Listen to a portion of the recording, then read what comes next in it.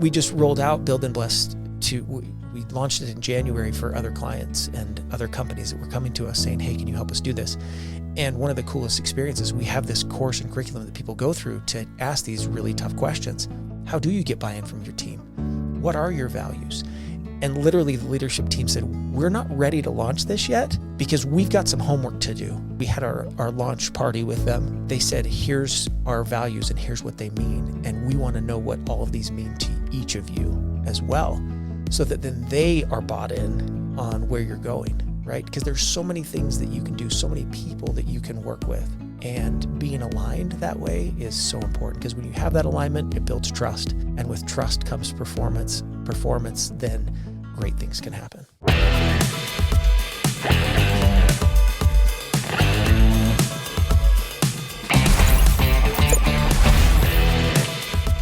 Welcome back, everyone, to the Sparks of Gratitude podcast. We believe gratitude can save and change lives, and we've got an amazing guest, one of my best friends in my whole life, Mr. Derek Miner. Welcome to the show.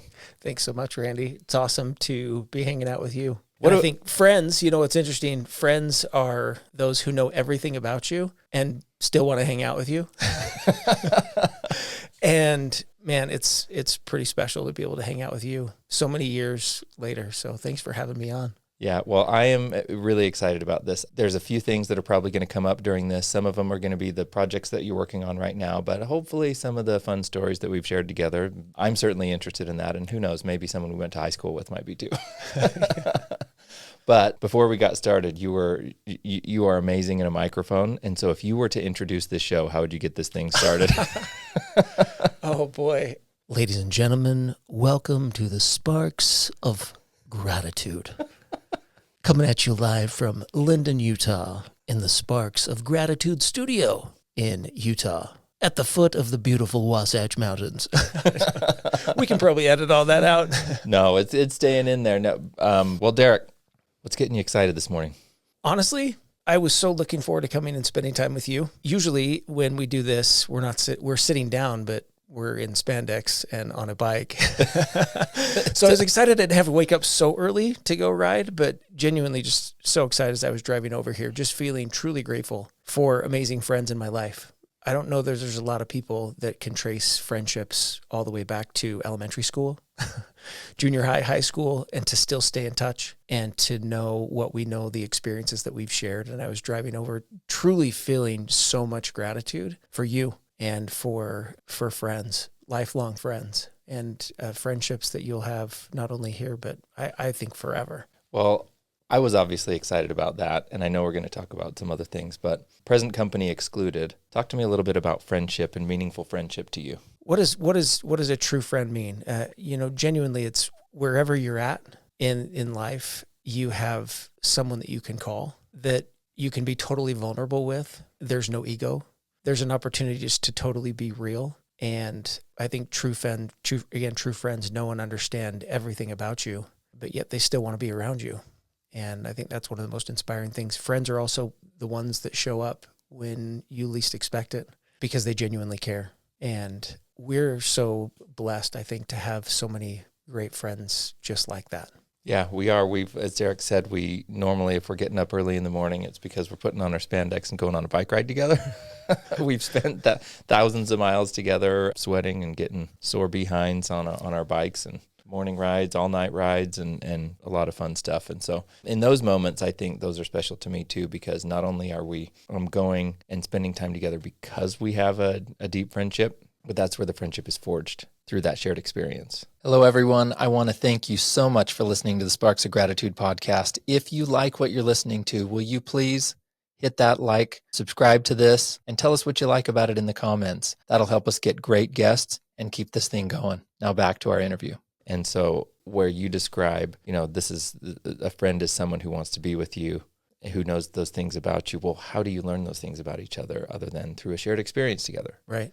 And that's what's meaningful to me. I always say that. I'm like, that's where a meaningful relationship is created, through a shared experience. And it's not always necessarily a long-term event, though sometimes it might be like we've known each other since we were, young kids, and that's added up over time. But sometimes it might be a potent experience together where there's this, camp out that you went on and then you share that experience. And so what have been some meaningful experiences for you in your lifetime that have deepened connections for you with someone?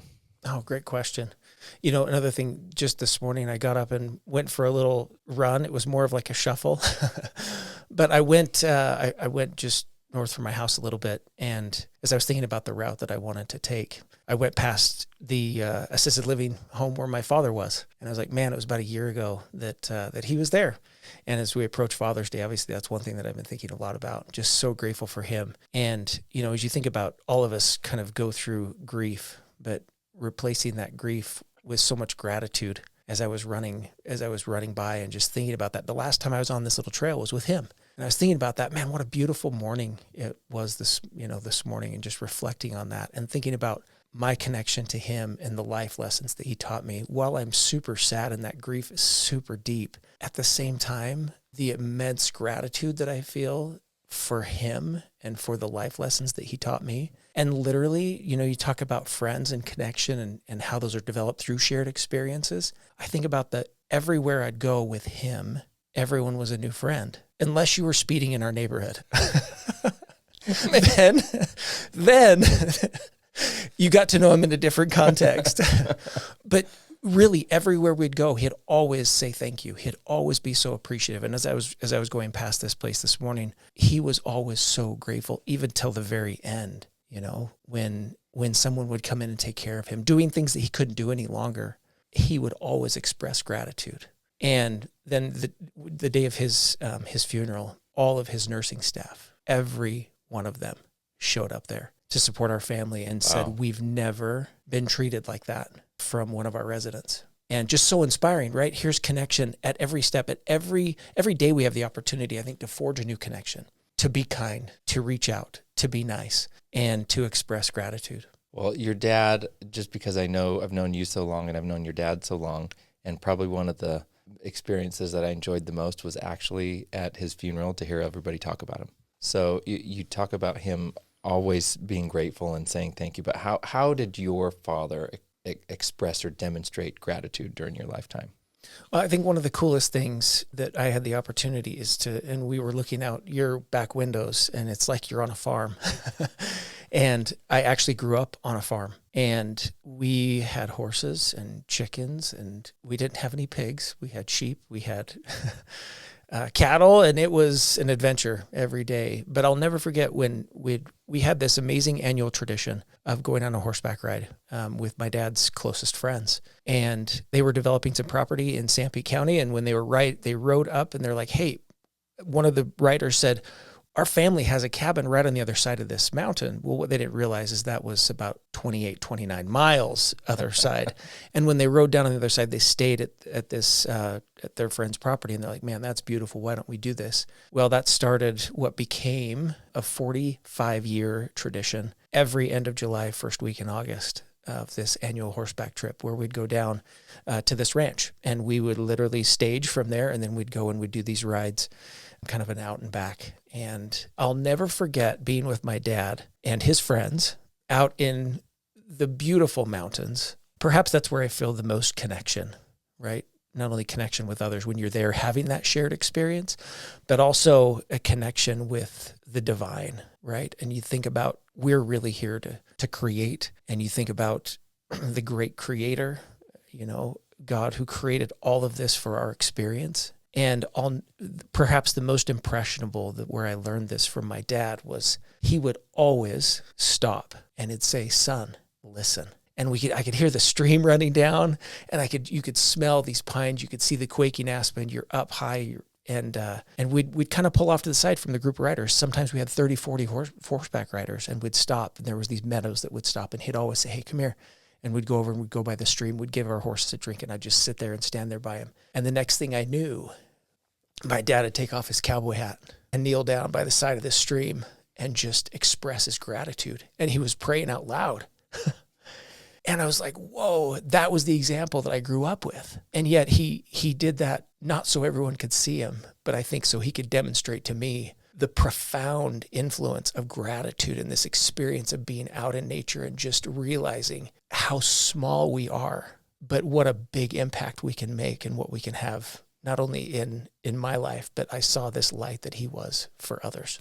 Well, I've heard so many people talk about the impact he had on them. And it wasn't just his children, but you have magnified that with the people that you touch because you carry that with you. I mean, everybody that knows Derek knows he's the kindest, most positive, most excited person you ever had. What do I see? Whenever I talk to him, I've never been called anything other than like, best pal, awesome friend. There's something there referring to how amazing I am to Derek. And your dad talked like that. What did he always call you? What were some of the things that he would call you whenever he talked to you? Or yeah, it was always, "Hey pal," or "How's my little buddy doing?" That was kind of those were some of his terms of endearment, I think, towards me. But again, it was always positive. And then even towards the end of his life, whenever I'd see him, "Oh, I'm so happy that you'd come by and see me today." And he'd say it about 10 or 15 times because he couldn't remember that it already told me that.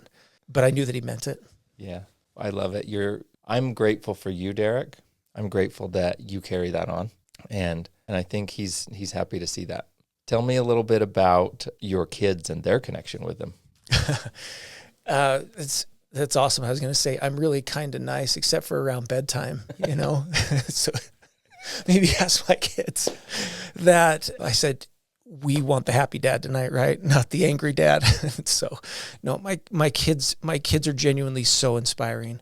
We both have a mutual friend, Kirk Chug, who I remember getting introduced to him through other mutual friends that are so inspiring. I think about all these amazing connections of people who inspire me and trying to be a great dad, right? And trying to be a great example to them. But one thing that Kirk shared with me that was so impactful is he says, I write down experiences that I have with my boys, and I put it in a journal, and I write down some of the things that they say. And I started doing that. And he said, the other thing that I do is I spend time with each one of my kids every day. And this was about 15 years ago. And I've done it ever since then, where I have at least one time throughout the month where I'm just one-on-one with each of my kids. And the things that they say and the stories that they tell are so inspiring, right? And I have this little quote book that my kids share with me, and what they say is so funny.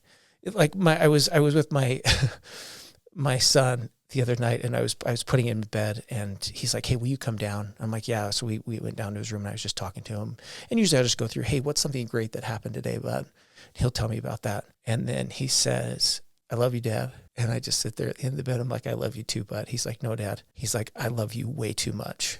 I'm like, that's so awesome.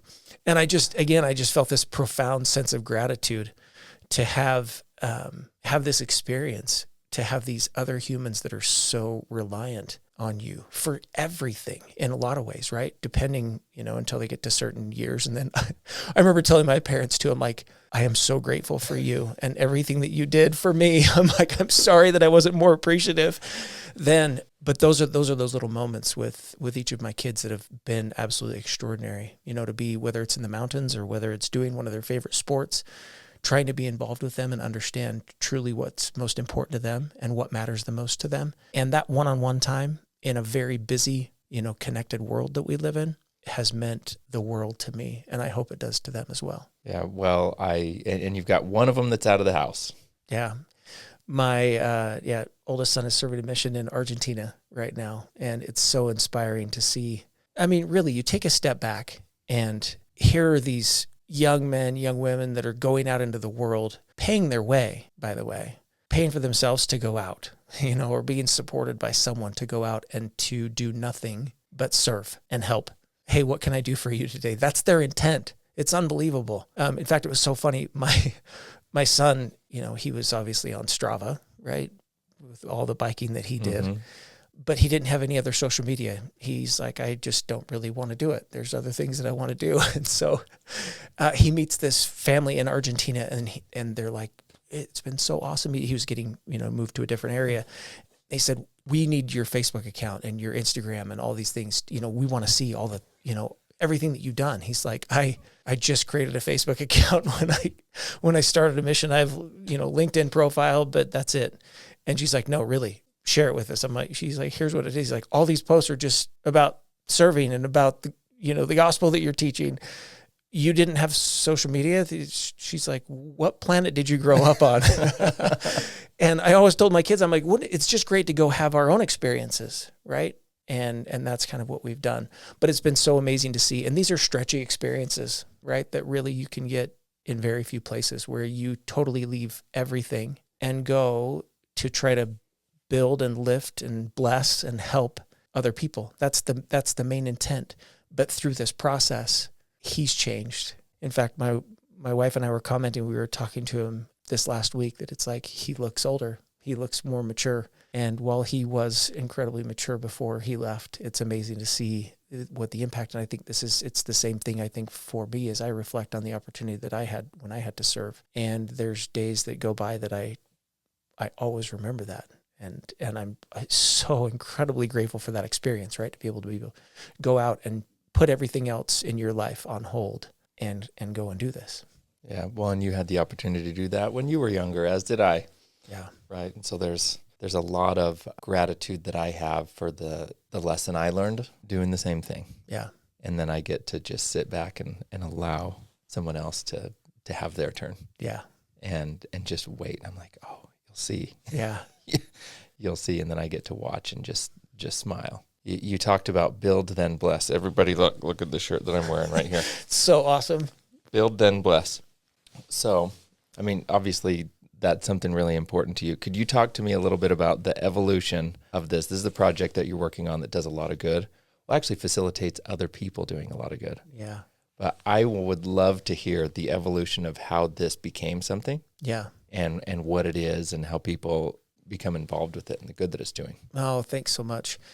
It's amazing, to build something and create some context around it, and you use it internally to see how it works, to kind of prove the concept. And then you have your clients and others that are asking, they're like, how do you do this? Who are you guys?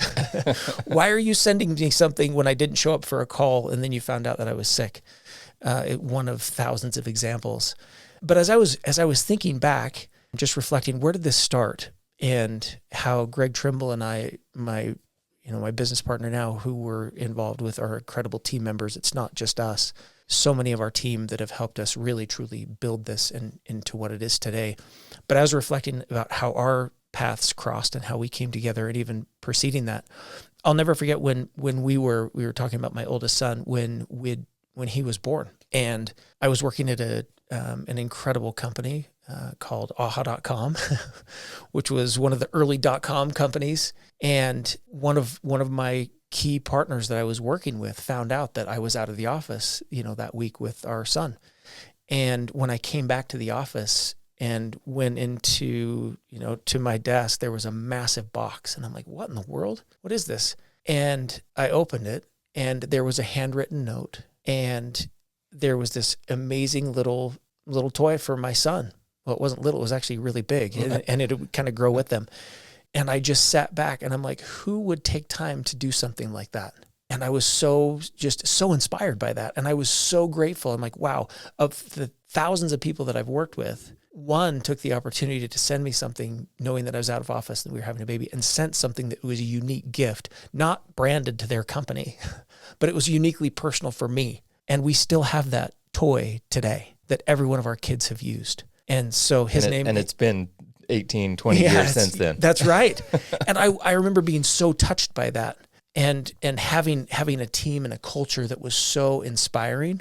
And that was really what spoiled me rotten, I think, early in my career, is I worked with people that I genuinely loved and trusted. In fact, that core management team at that company, I literally have every one of their contacts in my phone, and I could text any one of them, and it wouldn't be really weird and awkward if I'm like, hey, how are you? Can we go to lunch? Can we check up, or can we do something? In fact, I did that with the CEO not too long ago, and invited him actually to my mom's party, her birthday party, which was amazing. He's like, I'll be there. Yeah, and these aren't people that you work with. They're not your coworkers. It's like a client. Yeah, well, that was partner. A client, and this also within the company. These were all, this is the management team of the company. Okay.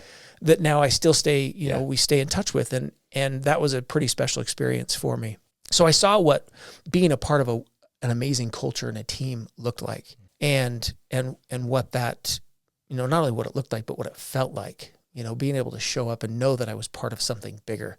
And that was an incredible experience, which launched, another opportunity to work with an extraordinary group of people. And you learn kind of these life lessons too, throughout that.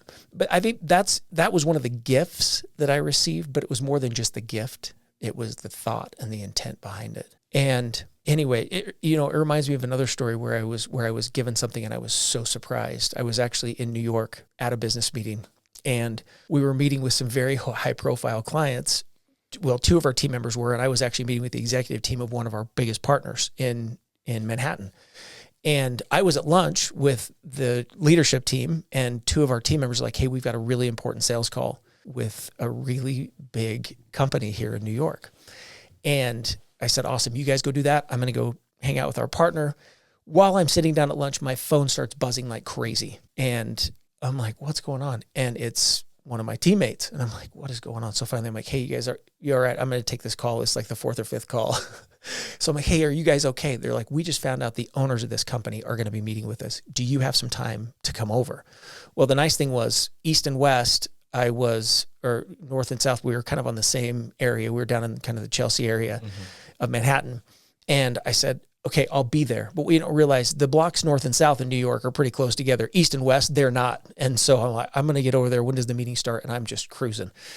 And so we get over there, we go downstairs, and we're meeting with this client. Again, we're with one of our partners, and two of us are from our Utah office, and they don't know that we exist. We're just supporting this partner in New York. And we're going down and we have this meeting. Awesome, conversation. Get towards the very end of the meeting. Meeting went really well. We think we're going to win the business. And they look over, they're like, hey, we know you live in Manhattan, because they're really good friends. That's how the meeting got set. Hey, you're in Manhattan here. And what about you two? Where do you guys live in the area? And I'm like, what do I say?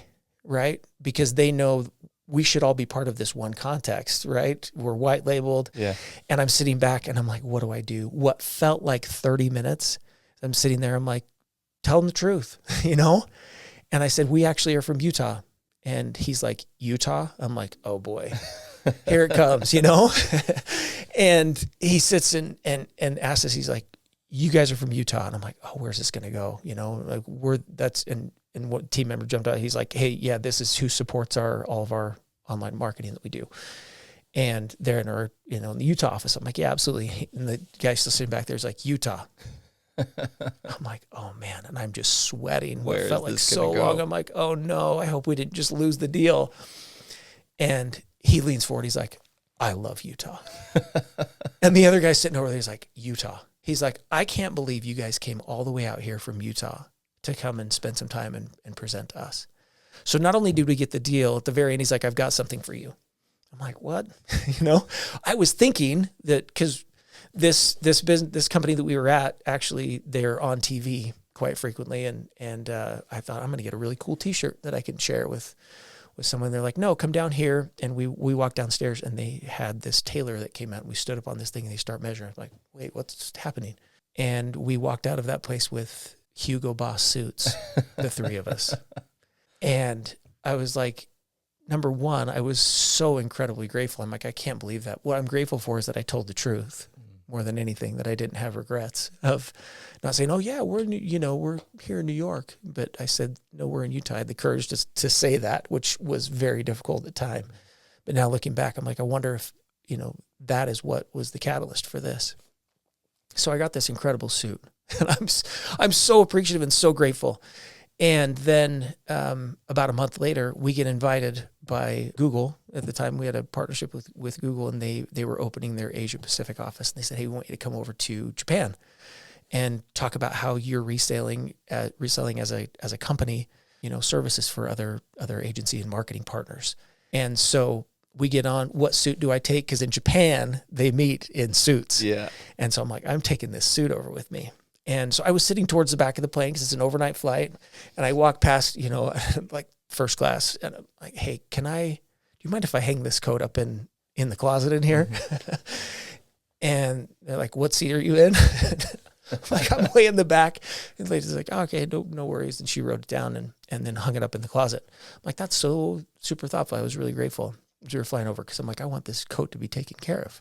Because I had my pants were all packed. And So overnight flight to Japan, we get over there, wake up early. It's early on a Sunday morning. We get out, we're scrambling, kind of waking up, go out, and everything is in Japanese. And I'm so grateful that I'm with one of my colleagues, Mitch, who I've worked with forever too. You know Mitch. We walk off. He actually served his mission there in Japan, and he knew where to go. I'm like, this is so awesome. We jump on the train.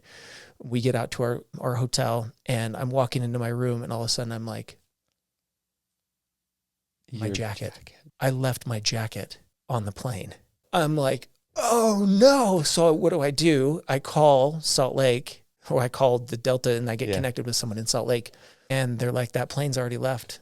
It's already on its way back. I'm like, well, here's what it was. If anyone on the cleaning, crew got it, whatever, let me know. So went to sleep for a little while, and then we walked around in Japan. When we came back to the room, my phone had like a message on it. I'm like, whoa, this is really interesting. I pick it up, and it is the airport, an international airport. They're like, hey, please call this number. So I call the number, and they're like, Mr. Miner, we have your jacket. We'll bring it to you. Wait, what? If this is anywhere else, it's probably on eBay by now, and they're like, no, we'll bring it to you. We can bring it to you in about 5 or 6 hours. We'll be out there. I'm like, no, I will come back down there and get it. And so Mitch and I jump back on the train, go back down there, and they said, here's where you need to go. I mean, it's an international airport. They're like, come to this desk, just give them your name, and then we'll bring it up. So we walk into this international airport. I'm like, yeah, this is going to be crazy. Tracking down a jacket, thousands of pieces of luggage that are going throughout this whole place, and walk up there, and literally there was 2 of them there, and one of them ran downstairs, and next thing we know, both of them are coming back up, the other person, and they have my jacket. And it's not just the jacket, it's in plastic. And I walk over there, and they hand it to me with both hands like they do, and then bow. And I'm like, what planet am I on right now? And I pulled out the money that I had, because we'd done some exchange too, and I pulled out some currency, and I said, thank you so much. I just wanted to give him a really nice tip. And he said, no. He just said, thank you so much for flying Delta, and thank you for being one of our customers. And I literally stood there looking at Mitch, standing in this international airport, looking around. I'm like, what just happened? And I was so incredibly grateful, because any jacket that I may have picked up somewhere else, no big deal. But this jacket meant something to me. They had no idea. They were just doing their job. And I was so inspired from those stories that, again, how we treat and how we show up and how we interact with people became different. That experience traveling there really changed my life. And I want to say set the course for what we were then doing. So then when I joined Greg at Lemonade Stand, which I joined in March of 2020, March 9th, a week before the world unraveled. And as I was talking to him, I said, Greg, tell me some of the things that you're doing, as a company beyond just making money to make an impact in the world. And what do you do? And what do you think about culture? And he was talking. I was just so impacted by the way that he had intentionally created an incredible culture and a place where people genuinely wanted to be and show up. And so he was telling me about some of the things that they were doing, and I was so inspired by that. And one of them was all of our team members were giving a portion of their paycheck, and then we'd determine together where to go and do good with it. And as Greg and I were thinking about it, we were trying to schedule some meetings to go and give this to some other amazing companies. And so the team, the staff would contribute, or they'd set aside a portion of their paycheck, and then the company would go do good with that. That's exactly right. You'd choose collectively. Okay. Yeah, collectively would choose something to go do really good with, which is awesome. Yeah. And as we were reaching out to a few amazing companies here, they're like, we wish more companies would do something like that. And as we tried to schedule an event to go out there and have our Utah team members, because we've got team members in multiple states, we said we want to have as many as we can here, and just to see, tell us your story, tell us what's most impactful to you, and where this is going. We tried to schedule that meeting. It didn't work. And so finally I'm like, hey, we don't need to do this. We just wanted to be together as a team and so they could see kind of the impact. And then Greg and I got thinking, we're like, after that meeting got rescheduled multiple times, we're like, is us and a few team members standing in front of a check super impactful? where we can feel really good for a few minutes, and we're like, there's got to be a better way. And so we reached out and found some other things that we started building and testing our hypothesis on. What if instead our team sees needs every day? What if we just empowered them to then become the philanthropic arm of our company? And instead of that big check, we give each of them an opportunity to go and do good. And we started doing that. We started tracking that. We started looking at clients. We started looking at team members. We started looking just across the board. And where were we measuring? And what were we sending out? And how often were we doing it? And what was the impact truly? And we had weekly, in our weekly team meetings, we'd carve out some time to say, hey, tell us about, anyone have any, experiences? And so we talked about building what we do at Lemonades, and building and, building sites, building campaigns, building a whole bunch of things, but really trying to build people as well. But how can we do some good? It was amazing to hear the stories that came back as a result of this. Not only stories from our team, but also stories from our clients. Not only stories from our clients, but also stories from our team members' children and family and friends who have said, again, one of my favorite stories is from one of our team members as they were together with their daughter. They were leaving a gas station, and the daughter looked over and saw this person. It was a colder night, and looked over and said, Mommy, something doesn't feel right. We need to go do something to help that person. And she's like, can we go in and buy something for him? And they went in together, and, they went over, and this little girl gave this money to this person and said, hey, here you go. I hope you can, buy something warm and take care. And she said, it's not our job. This is one of our team members. It's not our job to judge. It's our job to help. And the fact that now this little family is involved, and they were like, man, who did that for you? So when you have late nights and things that you've got to do at work, it's like, we're supporting you because we know how that company supports us. So that's kind of the genesis. Man, really long-winded stories, but I was thinking about how every day there's an opportunity for us to make an impact in some small way. And when you have the opportunity to be empowered to see the impact of where these dollars are going, not only for a team member, but also for others. Client doesn't show up for a meeting. We send something, find out they're not feeling well, we send something. We even do it as part of our initial sales process. We'll have conversations and send something out, say, hey, thanks so much. We value your time. And we know that there's a lot of choices that you have, and we want to make sure that you feel like we're the right partner, and we send something. And it's been amazing to see what's happened, in terms of the relationship. So not being transactional, but being truly transformational is what we're trying to build. I love it. I love the stories and the genesis of it, where impacts of people doing good and inspiring you in your lifetime, creating an experience where you felt important, loved, cared for, said, how can you help someone else feel that as well? So that's what I'm really interested in, is you've described so much of it, of how you've intentionally tried to create a culture that values that. And part of that, I'm curious how you create that culture. You've mentioned little bits along the way, but how do you create that culture? And then how do you create a system that perpetuates it? Yeah. And what are you doing to get traction and spread that? Yeah. You'll have, every company right now has a culture, whether they're intentional and deliberate about it, or it will just naturally emerge and take on kind of its own, what's tolerated and where there's accountability around that. And I think it's one of a spidey sense that I have where I can walk into just about any organization and see really the kind of culture that they have. And that level of culture comes back to care, right? Care from the top to care from anybody else, right? And that level of care, and how are you intentional about it? And there's a lot of different ways, there's a lot of different formulas, but the idea is keeping it front and center, right? Because culture is a living, breathing organism. I like to think about this, right? Corporations start with its corpse, is a body, right? And if you have a body of an organization, which is easy to talk about, hey, here's our big corporation. But if you have a body, you've got to have a soul.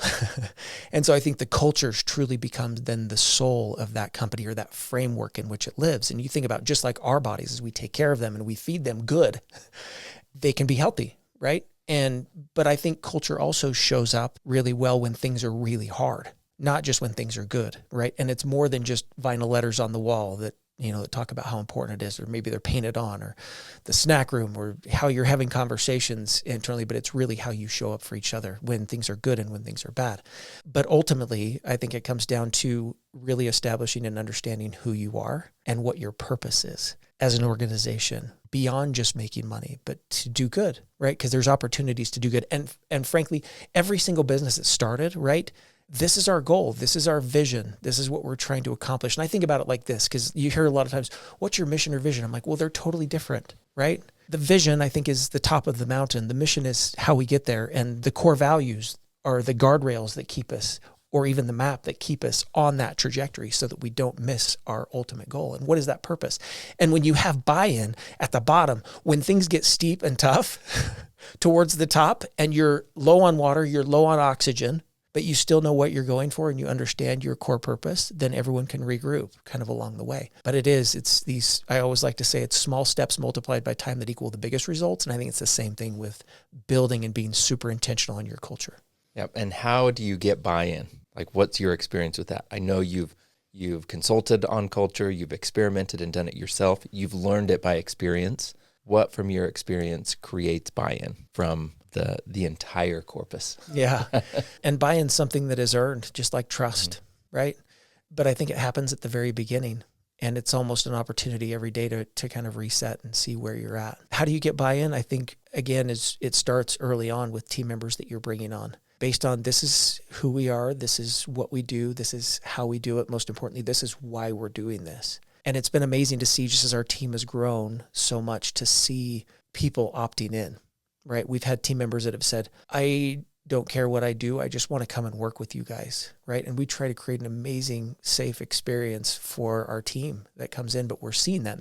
And that's truly how you get buy-in from the beginning. But how do you get buy-in kind of consistently? It's by one of our core values is doing what you say and saying what you mean, right? And being intentional on that and saying, this is what we're going to do. And then being so focused on it is how you get buy-in all the time. But ultimate buy-in comes through performance, through character, through capability, through finding ways to help and lift, and I think build and bless others along the way.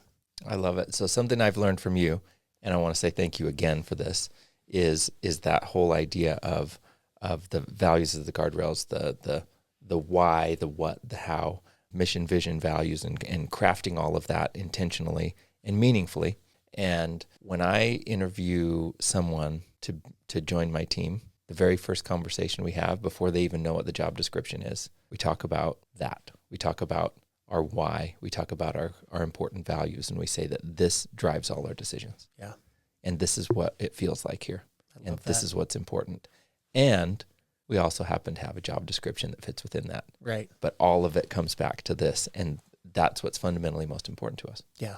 And so if they resonate with those values, then we can work them into the system. Yeah. And I think, you think about the number of leadership books that have been written over time. You were to stack them end to end, probably as high, we were talking about climbing mountains, probably as high as Mount Timpanogos, right? The number of leadership books. And I think it'd be the same on culture, right? But it's really interesting. You know, and you can feel and you can sense what really good leadership looks like because it's demonstrated. I think it's the same thing with culture too. Most people think, oh, you know what? We're going to go and have an offsite and we're going to come up with these great core values and we're going to get everyone's buy-in. We just rolled out Build and Bless we launched it in January for other clients and other companies that were coming to us saying, hey, can you help us do this? And one of the coolest experiences, we have this course and curriculum that people go through to ask these really tough questions. How do you get buy-in from your team? What are your values? And literally the leadership team said, we're not ready to launch this yet because we've got some homework to do. And when we had our launch party with them, because it was another local Utah company, which was so fun, they said, here's our values and here's what they mean. And we want to know what all of these mean to each of you as well, so that then they are bought in on where you're going, right? Because there's so many things that you can do, so many people that you can work with. And being aligned that way is so important, because when you have that alignment, it builds trust. And with trust comes performance. Then great things can happen. So with your team specifically, or maybe even examples of others that you've helped along the way, how do you reinforce that or highlight when somebody is exemplifying the values of the company?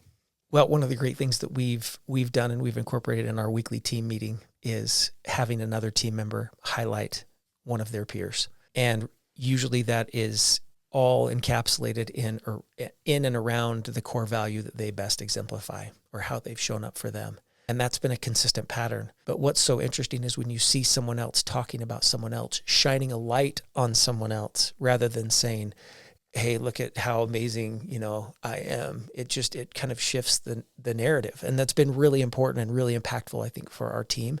At least for me, it's inspired me more than ever. And I have the opportunity to learn more about these team members, and how they're showing up for each other. Because a lot of times you don't get to see, especially being in, we're fully remote with our team in multiple states, to be able to see the impact that one of our team members made for someone else. It's so interesting. For instance, just my sparks of gratitude this week have been for two of my team members that I work really closely with every single day. We're on the phone, beginning of the day, end of the day, usually multiple times in between. Both of them had a trip with their families planned. And so I'm like, I've got it, you guys. And while I tried to do my best while they were out, you know what I was? I've been so grateful for them and so appreciative to them. And so how do you kind of build and how do you get that ongoing buy-in? It's just by how you show up every single day. And I love Richie Norton says this, love Richie and so many of the things that he talks about, but he says every sunset is an opportunity to reset. I hope I said that right, Richie, if you're listening. But it truly is. Every day is a new opportunity to see the world in a better way. It doesn't matter what happened yesterday. And isn't that amazing? I was reading this. It's called The Book of Joy by Archbishop Desmond Tutu and the Dalai Lama. Yeah. And they, at the very beginning of the book, both of them have this little foreword, and it says, "Every day is your birthday." And I've thought about that every day since then. I'm like, isn't that so cool to think about that we have a new day to reset, no matter what happened before, no matter what things are, and life is tough. And when you surround yourself with incredible people and friends, and you have these kind of friendships, that they know every single one of us, every person, every company is dealing with stuff. And I like to say this, we're all messed up in one way or another. We really are. But to know that it's like, I can reset. And today's a new opportunity. What do I want it to be? No matter where you are, you have the ability to make an impact. And I think about, it's so interesting. I reflect on this often, partially because I was in Hawaii. But I love sharing this story just really quick that talks about how someone showed up for me that has forever changed, kind of my perspective. We went on a trip right before, my wife was expecting. We had our little dude who was, at the time, I think he was like 14 months old. And so when you travel with kids, you have everything. Like mattresses, circus caravan, it's everything. And it's just the three of us, but we show up after we get our luggage, and like strewn along the curb is all of our belongings. And it's late at night. This van pulls around, the car, the shuttle bus, and this amazing lady jumps out and says, welcome to Hawaii, starts bringing everything in. I'm like, what just happened? She gets on the microphone and says, welcome to Hawaii and aloha. Everyone's like, aloha. Yeah, we've been traveling all night. Aloha. She's like, that's not going to work. I said, aloha. And everyone's like, aloha. Everyone's smiling now. Here is what may be deemed as an entry-level position, but she made such an impact. And she said, I'm going to be your driver for the next minute and 30 seconds. So pay attention, because where we're going is the same way that you're going to return your car when you come back in. And as I'm getting out, I just turned around and I said, I saw her name badge. Her name was Corey. And I said, Corey, thank you so much. I said, I talk frequently about customer experience, but this has been amazing. And it was only a few minutes. And she said, no, thank you so much. So appreciate, thanks for saying thank you. Which was so awesome. Isn't it so crazy that gratitude and appreciation is one of the only emotions that we feel that doesn't have a lot of negative baggage either? It's like, it produces like this emotion that produces so much more. And it never ends. It creates and it builds and it's forever expanding. I think expansion is something we can talk about gratitude. And here's something I've been thinking about that. Yeah. Gratitude is free. You don't need to buy a book. You don't need a coach. Gratitude is free. It's in you. You don't need a program and anything like that. I mean, we're doing this podcast because we think gratitude's meaningful. Right. It's changed my life. I know it can change anybody's life, and it's free. Choose gratitude. That's up to you. You can choose it. You can live it. You can be in gratitude, and it'll change everything. Do you know what else? It's not just free. It's freeing, right? Because you liberate yourself from resentment, from selfishness, from entitlement, from anxiety. Cannot hold those at the same time as you're in gratitude. They cannot occupy the same space. And the more gratitude that we allow to expand within ourselves, those things can disappear. That's how gratitude changes and saves lives. Yeah. Wow. Love that. I love it. Hey, you highlighted so many people and so many examples in this. I want to tell you a story about what my daughters go to this school called Slope School. It's an Acton Academy. Anyway, it's amazing. They train from 3, 4, 5-year-olds all the way up through the junior high age children. They do something every day, multiple times, which they call a character call out. You described something that you do with your team where one highlights another. My children are being trained to do this in their school, where they say, they have a moment where they say, does anyone have any character call outs for their classmates, which they don't call students, they call heroes. I love that. Every student's called a hero because all of them are the hero of their own journey. And they said, and every day the kids are just jumping out of their seats. Like, I have one. And they say, I want to call out, Jimmy, because, when I fell and skinned my knee, he came and he helped me, and he took me inside and helped me clean it off and get a Band-Aid or something like that. Or I want to highlight them because, Penny, helped me when I was having trouble with my math or something like that. And I would call that kindness. And then everybody cheers, kindness on, Jimmy on 3, 1, 2, 3, Jimmy. And then not only does one person say thank you to another, but now look at how that's just expanded, and everybody gets buy-in because, who doesn't that make feel better? Yeah. And you've just described that's what you do with your team. Yeah. Well, I love that so much because that's what they changed it from the very beginning. We're not just students in a school context. We're here to learn on a journey, and we're heroes. Wow. Period. That's where it starts, and that's how it starts. My sons go to a school as well, and they call them scholars. The teachers refer to them as scholars. They refer to themselves as scholars. What do they think about themselves then? It's the same thing on our team. I don't say one of my employees, right? It's one of my team members. Yes. We call each other team members. Like, the word employee just is tough, right? There's so much crazy context around that, right? But we're team members. How can I help you? That same idea where we literally every week have the opportunity to cheer for someone else and support someone else. And it's extraordinary. I love that. Thanks for sharing that. And what happens is, now what are we looking for? What do we see? This is a gratitude practice. This is all of these things. When we practice that, suddenly that's what we begin to see. I had someone on this podcast recently named Al Switzler. He was one of the authors of Al's Crucial amazing. Conversations and several other books that have impacted millions of people. He said something that, in fact, I titled the episode, you get what you see, but he added something to that. He says, and you see what you seek. And so if we are practicing gratitude or practicing observing somebody's positive character traits and highlighting those, that's what we begin to see. Yeah. And then we can highlight that. And that's the expansion. That's so cool. It's beautiful.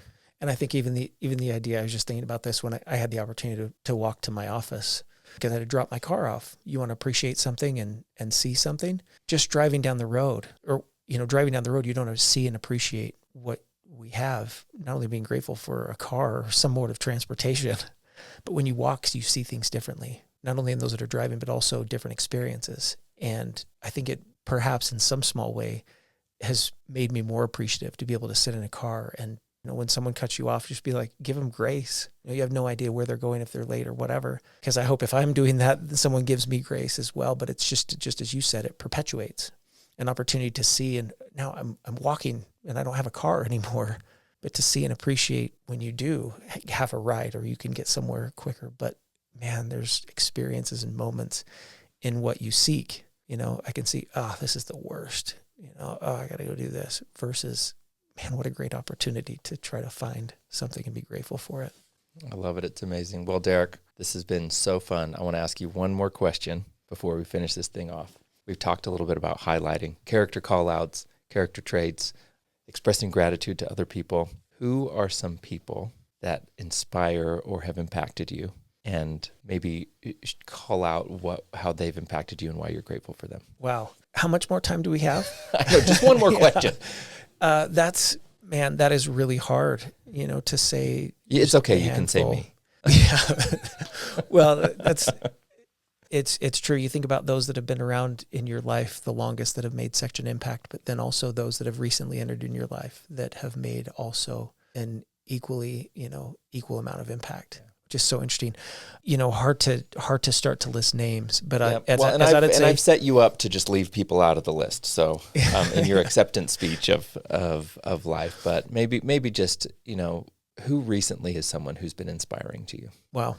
Someone that recently inspired me is someone that was just in a regular role when I was at a grocery store, and, you're trying to manage a lot, and you see someone that says, how can I help? And they do everything with a smile. Those kind of people inspire me all the time. Their life's probably crazy busy. Their life is really tough, and a lot of times what did they do?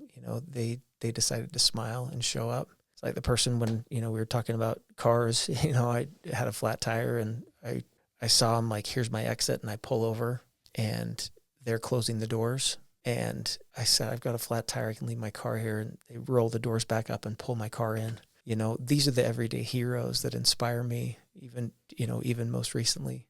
Another one where you see, someone in distress and you find a way to be able to help and inspire them. The team that I have the opportunity to work with, my family, those who serve without any thought of, recognition or payment.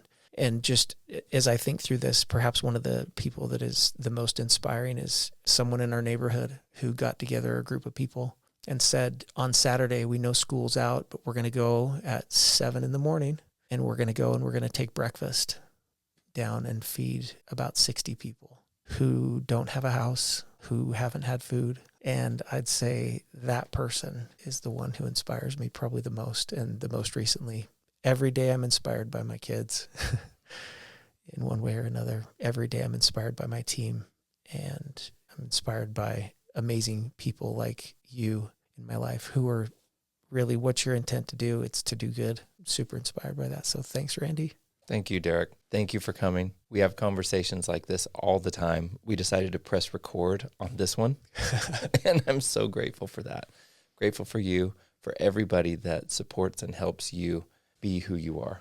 And I'm grateful that you see people, because that is such a great expression of gratitude. And someday we'll do this again, but it'll be on a bike and it might not be on record. So thank you everyone for listening. We'll see you next time. And always remember, if you like it, subscribe to it, give us a review. People listen to podcasts that have good reviews. So tell us if you like it. If you don't, tell us that you like it anyway. Okay, we love you. We'll see you next time.